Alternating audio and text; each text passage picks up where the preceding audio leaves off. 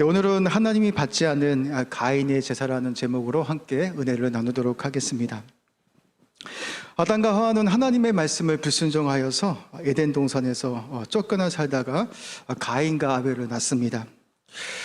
이들은 장성하여서 가인은 농사짓는 자가 되고 아벨은 양치는 자가 되었다라고 말합니다. 세월이 지난 후에 가인은 땅의 소산으로 제물을 삼아서 하나님께 제사를 드리고 아벨은 양의 첫 새끼와 그 기름으로 하나님께 제사를 드렸다라고 말씀하고 있습니다.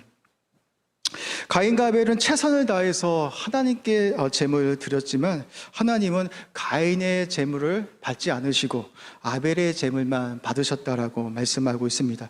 우리 다 같이 오늘 본문 4장 1절에서 4절까지 말씀을 통해서 다시 한번 확인해 보도록 하겠습니다. 우리 4장 1절에서 4절입니다. 같이 읽겠습니다. 시작.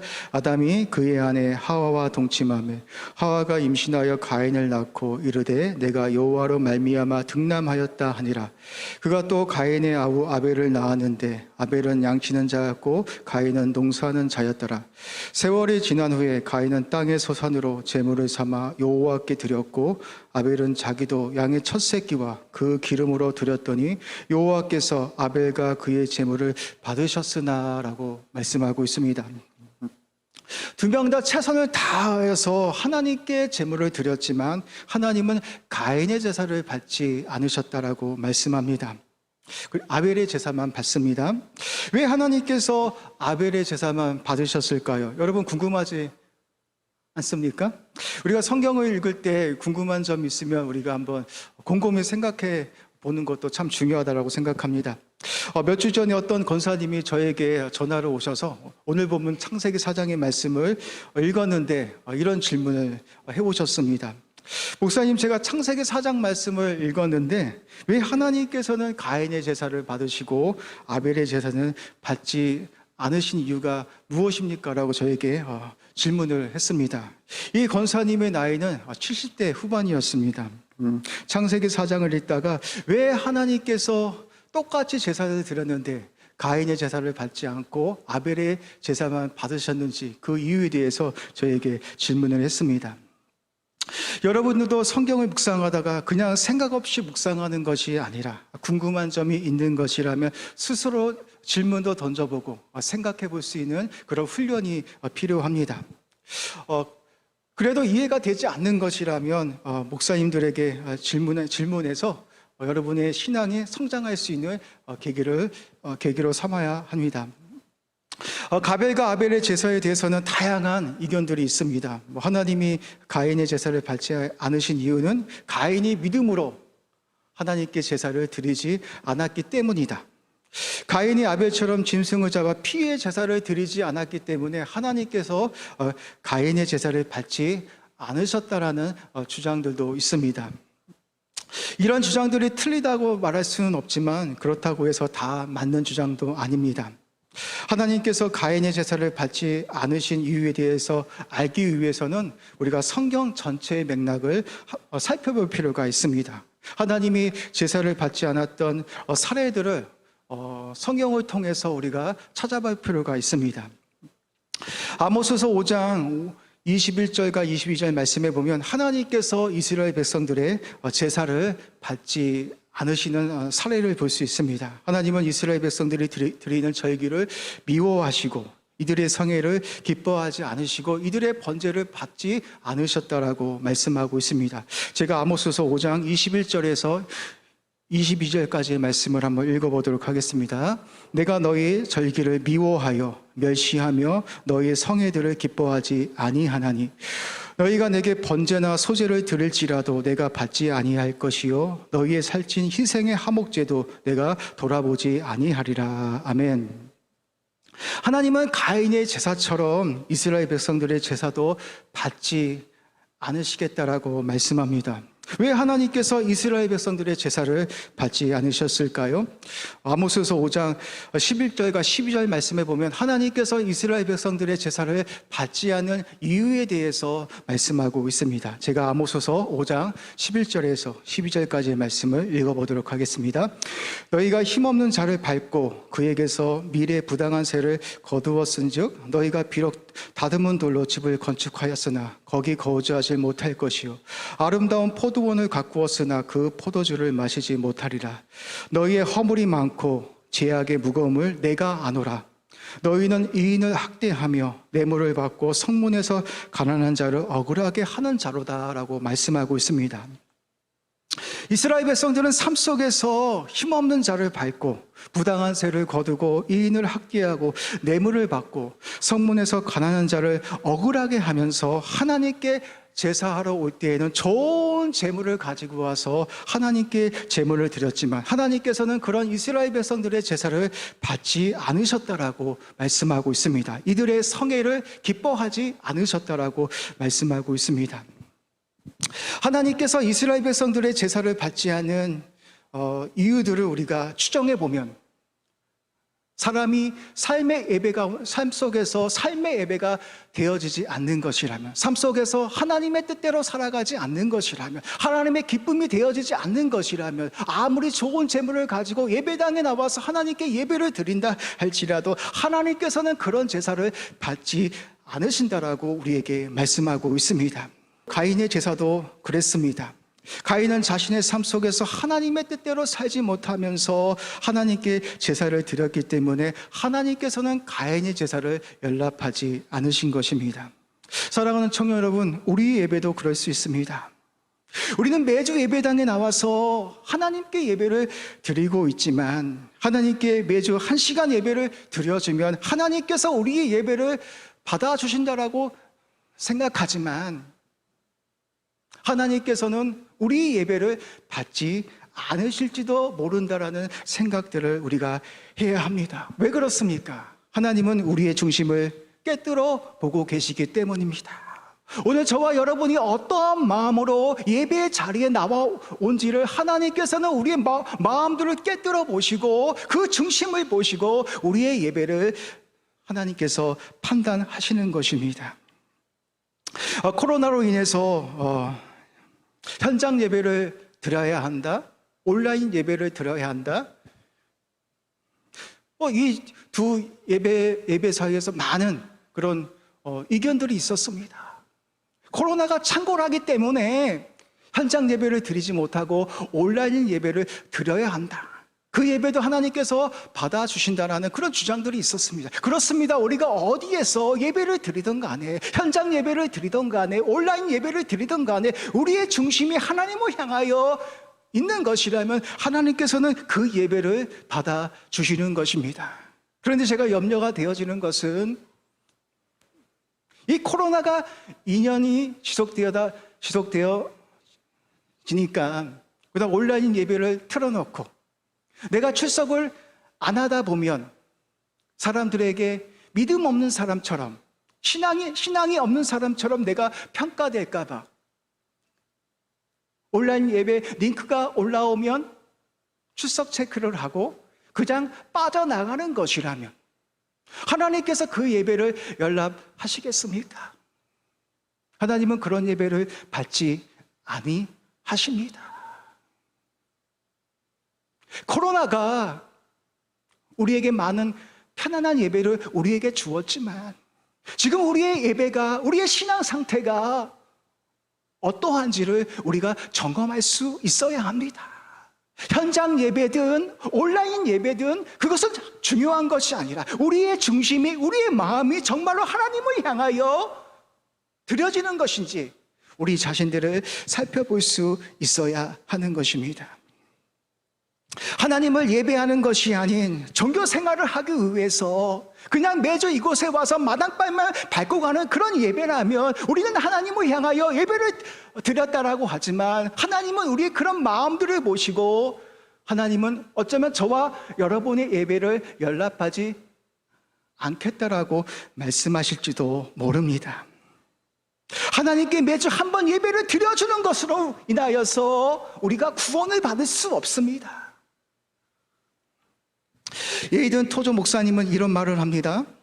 오늘날 구원 얻는 방식에는 치명적인 자동적 특성이 있는데 바로 그것이 나를 크게 괴롭히고 있다. 내가 말하는 것은 자동적 특성인데 슬롯 머신에 100원어치의 믿음을 넣고 손잡이를 당겨 작은 구원의 카드를 꺼내서 그것을 지갑에 넣고 떠나면 그 사람은 이렇게 말합니다. 그래, 나는 구원을 받았어라고 이렇게 말합니다. 주일날 예배당에 와서 1시간 예배를 드리면 우리는 자동적으로 구원을 이룰 수 있다라고 말하는 사람들이 많이 있습니다. 세상 속에서 온갖 죄를 저지르고 삶 속에서는 온갖 개판으로 살면서 그냥 매주 예배당에 나와서 1시간 예배를 드려주는 것이라면 하나님께서 나의 모든 죄를 용서하여 주시고 자동적으로 구원해 주실 것이라고 그렇게 생각하고 예배당에 나와서 하나님께 예배를 드리는 사람들이 너무나도 많이 있습니다. 예레미야 시대도 그랬습니다. 이스라엘 백성들은 삶 속에서 온갖 죄를 범하면서 하나님의 성전에 들어와서는 우리가 구원을 받았다라고 자랑을 했습니다. 예레미야서 7장 9절에서 11절까지의 말씀입니다. 우리 PPT도 있습니다. 너희가 도둑질하며 살인하며 간음하며 거짓 맹세하며 바알에게 분향하며 너희가 알지 못하는 다른 신들을 따르면서 내 이름으로 일컬음을 받는 이 집에 들어와서 내 앞에 서서 말하기를 우리가 구원을 얻었나이다 하느냐, 이는 이 모든 가증한 일을 행하려 함이로다라고 말하고 있습니다. 하나님께서 가인의 제사를 받지 않는 이유는 가인의 삶 속에서 삶의 예배를 드리지 못하면서 하나님께 형식적인 제사를 드렸기 때문입니다. 사랑하는 청년 여러분, 하나님께서 하찮은 제물을 가지고 왔다고 해서 그 제사를 받지 않은 하나님이라면 우리는 그 하나님을 믿을 필요가 없습니다. 하나님은 우리가 좋은 제물을 드리든 간에 하찮은 제물을 드리든 간에 그 제물을 보시고 우리의 예배를 연락하시는 분이 아니라 항상 우리의 중심을, 우리의 마음을 보시고 하나님께서 우리의 예배를 받아주시는 것입니다. 그렇기 때문에 저와 여러분들은 이 예배당에 나올 때에 가난한 마음으로, 갈급한 그 심령으로 하나님께 나와야 합니다. 그런 마음이 없이는 하나님이 여러분들에게 은혜를 부어주지 못합니다. 그런 마음이 없이는 하나님이 우리에게 은혜를 부어주시지 않을 뿐만 아니라 하나님이 우리를 만나주지 않습니다. 저에게 이런 경험이 있습니다. 제가 신대원에 가기 전에 마음이 정말 힘들었습니다. 모든 친구들은 직장 생활을 하고 저는 이제 30이 넘어서 신학교를 가야 했기 때문에, 신학 공부를 해야 했기 때문에 많이 외로웠습니다. 집에서도 부모님께서 야, 네 친구들은 다 직장 다니고 좋은 회사 다녀서 그렇게 좋은 연봉 받고 다니는데 너는 왜 그렇게 살아가니? 왜 굳이 목사가 되려고 신학교에 가려고 하니? 그런 소리들도 많이 들었습니다. 저희 부모님이 걱정해서 그런 이야기도 많이 했습니다. 그렇게 외로울 때마다 저는 자전거를 타고, 목동에서 자전거를 타고 오늘의 교회에는 경배와 찬양 예배를 드렸습니다. 하나님을 만나고 싶어서 자전거 페달을 힘차게 밟으면서 살아계신 하나님을 예배하고 싶어서, 높이고 싶어서, 찬양하고 싶어서 갈급한 마음으로 제가 목요일만 되어지면 경배와 찬양 예배에 가서 하나님을 높였던, 기도했던 그런 시간들이 있었습니다. 하나님이 그런 마음들을 보시고 부족하지만, 연약하지만 지금의 저를 이 자리에 세워 주셨을지도 모릅니다. 사랑하는 청년 여러분, 우리는 하나님을 향하여 부유한 인생들이 되어져야 합니다. 코로나로 인하여서 현장 예배이든 온라인 예배이든 그게 뭐가 중요합니까? 우리의 중심이, 우리의 마음이 하나님을 떠나 있는 것이라면, 우리의 예배가 하나님을 떠나 있는 것이라면 그 예배가 현장 예배든 온라인 예배든 뭐가 그리 중요하겠습니까? 우리의 중심은, 우리의 마음은 어디를 있든 간에 살아계신 하나님을 향한 갈급한 마음을 가지고 하나님을 예배하는 자들이 되어져야 합니다. 말씀을 준비하다가 데이비드 리빙스턴의 이야기가 생각이 났습니다. 데이비드 리빙스턴은 어린 시절에 예배를 드리다가 헌금할 돈이 없어서 어떻게 하는지 아십니까? 헌금 주머니가 자신 앞에 왔는데 하나님께 드릴 헌금이 없어서 헌금 바구니에 자신의 몸을 집어넣었습니다. 하나님, 저는 돈이 없어서 하나님께 드릴 것이 없지만 제 몸을 하나님께 드리겠습니다라고 그렇게 리빙스턴은 그렇게 고백했습니다. 그리고 그는 훗날에 아프리카의 선교사가 되어서 주님을 향하여서, 주님을 위해서 자신의 모든 것을 드렸습니다. 사랑하는 청년 여러분, 우리의 마음이, 우리의 중심이 이런 마음이 되어져야 합니다. 물질이 없다 할지라도, 내가 하나님을 향하여 드릴 것이 없다 할지라도 우리의 마음을 하나님께 드릴 수 있는 그런 마음이 있어야 합니다. 하나님은 그 중심, 그 마음을 보시고 여러분에게 은혜를 부어주실 뿐만 아니라 여러분을 만나주시고 여러분에게 은혜를 부어주셔서 여러분 심령 가운데 넘치도록 은혜를 부어주셔서 하나님이 여러분의 인생을, 부유한 삶을 누릴 수 있도록 여러분의 인생을 이끌어 가실지도 모릅니다. 하나님이 우리의 예배를 통해서 원하시는 것들이 무엇일까요? 화려한 찬양입니까? 화려한 설교자입니까? 화려한 예배당입니까? 그렇지 않습니다. 하나님이 우리에게 원하시는 예배는 오직 하나님을 향한 열정, 하나님을 향한 갈망, 그 마음만을 원하십니다. 화려한 음악이 없어도, 화려한 설교가 없어도, 화려한 예배당이 아니어도 우리의 마음이, 우리의 중심이 살아계신 하나님을 향한 그 마음이 되어지는 것이라면 하나님께서 그곳에 기름 부어주시고 여러분을 만나주셔서 성령으로 기름 부어주셔서 넘치게 부어주셔서 기쁨의 삶을 누릴 수 있도록 우리의 삶을 이끌어 가시는 것입니다. 하나님이 가인에게 원하셨던 제사는 하나님을 기쁘시게 하는 제사였습니다. 재물이 아니라 그의 마음을 원했던 것입니다. 그러나 가인이 어떻게 합니까? 일상의 삶 속에서는 하나님과 동행하지 않으면서 세속적인 삶을 살아가면서 악한 삶을 살아가면서 그 마음을 가지고 살아계신 하나님께 제사를 드렸기 때문에 하나님께서는 그 제사를 받지 않으신 것입니다.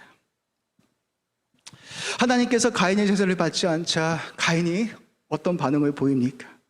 오늘 말씀 5절에서 7절 말씀에 보면 가인이 몹시 분을 내면서 안색이 변하면서 하나님을 향하여 분을 내고 있습니다. 제가 오늘 본문 5절에서 7절까지의 말씀을 한번 읽어보도록 하겠습니다. 가인과 그의 재물은 받지 아니하신지라 가인이 몹시 분하여 안색이 변하니 여호와께서 가인에게 이르시되 내가 분하여 함은 어찌 됨이며 안색이 변함은 어찌 됨이냐 내가 선을 행하면 어찌 낯을 들지 못하겠느냐 선을 행하지 아니하면 죄가 분에 엎드려 있느니라 제가 너를 원하나 너는 죄를 다스리시리라 라고 말하고 있습니다. 하나님께서 가인의 제사를 받지 아니하자 가인은 몹시 분하여 안색이 변합니다. 여기서 분하다라는 말은 진노하다, 미치다, 한탄하다, 근신하다라는 그런 다양한 뜻을 가지고 있습니다. 가인은 하나님께서 자신의 제사를 받지 않으시고 동생의 제사를 받으시자 미칠 정도로 분을 내면서 하나님께 화를 냈다라고 말하고 있습니다. 하나님께서 제사를 받지 않으셨다라면 왜 받지 않으셨는지 한번 생각해 보고 해결을 해야 하는데 가인은 하나님을 향하여 몹시 분을 냈다라고 말하고 있습니다. 하나님은 그런 가인을 보시고 어떻게 말씀합니까? 내가 어찌하여 분을 내며 안색이 변함은 어찌 됨이냐 말씀하시면서 내가 선을 행하는 것이라면 어찌 낯을 들지 못하겠느냐라고 말씀합니다. 너희 동생 아벨처럼 내가 하나님께 올바른 제사를 드리는 것이라면 네가 그렇게 선을 행하는 것이라면 당당하게 하나님을 향하여 얼굴을 들 수 있는데 네가 선을 행하지 못하였기 때문에, 네가 죄를 가지고 살아계신 하나님께 제사를 드렸기 때문에, 떳떳하지 못하기 때문에 얼굴을 당당하게 들지 못하는 것이라고 하나님께서 가인에게 말씀하고 있습니다. 하나님은 가인에게 회개의 기회를 주셨지만 가인은 어떻게 합니까? 하나님의 말씀을 귀담아 듣지 않습니다. 하나님은 가인에게 당호같이 말씀합니다. 내가 선을 행하지 아니하면 죄가 문에 엎드려 있어서 제가 너를 원하고 있다. 너의 죄를 다스리라라고 하나님은 말씀하셨지만 가인은 하나님의 말씀을 귀담아 듣지 않고 회개하지 않았다라고 말하고 있습니다. 여기서 제가 문 앞에 엎드려 있다라는 말은 먹이를 기다리는 맹수가 상대를 공격하여 한 번에 쓰러뜨리기 위해서 웅크리고 있는 것처럼 제가 문 앞에서 호시탐탐 가인을 기다리고 있다라는 말씀이기도 합니다.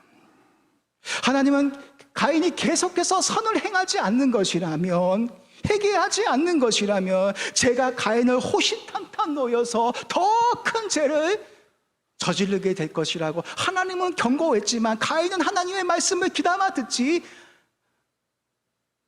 않습니다. 가인이 어떻게 행동을 합니까? 하나님의 말씀을 귀담아 듣지 않고 기회를 살피면서 자신의 동생 아벨을 둘로 유인하여서 돌로 쳐 죽였다라고 말하고 있습니다. 70인역의 성경에 보면 가인이 기회를 노려서 동생을 죽일 기회를 여러 번 살펴서 동생을 죽였다라는 그런 말씀이 나와 있습니다. 여러분, 죄가 얼마나 무서운지 아십니까? 죄는 우리의 모든 것을 다 파괴하는 힘이 있습니다. 죄는 우리의 모든 삶의 모든 영역들을 파괴하는 능력을 가지고 있습니다. 우리가 예배당에 매주 나오는 이유가 무엇입니까? 하나님의 말씀을 듣는 이유가 무엇입니까? 우리가 하나님의 말씀을 들고 한 주 동안 바르게 살지 못했던 것들을 하나님의 말씀을 통해서 우리가 폭로당하는 시간이 바로 설교이기도 합니다. 내가 하나님의 말씀을 듣고 내가 이렇게 끔찍한 죄인이구나, 내가 한 주간 살아가면서 내가 하나님의 뜻대로 살지 못했구나, 그렇게 깨달으면서 내가 이렇게 살아가다가는 큰일 나겠구나, 그렇게 회개의 마음을 가지면서 우리가 예배당에 나가는 순간에는 다시는 죄를 짓지 않고 하나님의 뜻대로 살기 위해서 우리가 매주 예배당에 나와서 하나님의 말씀을 듣는 것입니다. 가인은 아벨을 죽인 후에 하나님께서 가인에게 이렇게 말씀합니다. 너의 동생 아벨이 어디 있느냐라고 물어보실 때 가인이 어떻게 말합니까? 자신의 동생을 죽이고도 내가 아벨을 지키는 자입니까? 라고 이렇게 하나님을 향하여 따지고 있습니다.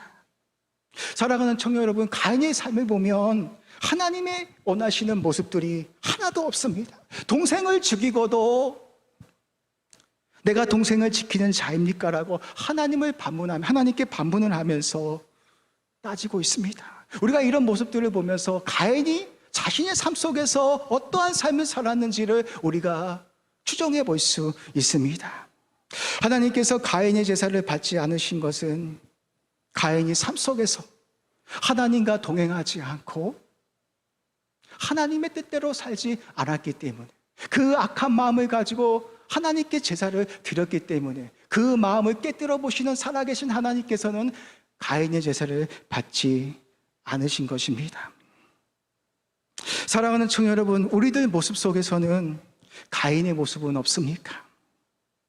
우리에게 주어진 삶 속에서 하나님이 원하시는 삶의 예배를 드리지 못하면서 형식적으로 예배를 드리고 있지는 않습니까?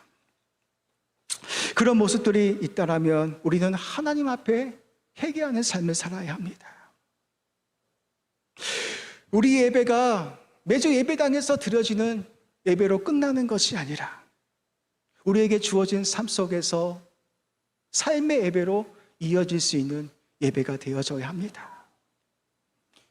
그런 예배를 우리가 드릴 때에 하나님께서는 우리 예배를 기뻐 받아주시고 여러분이 삶의 그 영역 속에서 하나님의 자녀로서 최선을 다하면서 이웃을 사랑하면서 그렇게 하나님 나라의 가치대로 살아가면서 이곳에 와서 신령과 진정으로 하나님께 예배를 드릴 때 하나님께서 그 예배를 받아주시는 것이지, 그냥 매주 이곳에 와서 1시간 예배를 드리고 삶 속에 나가서 세상 사람들과 동일하게 다르지 않게 살아가는 것이라면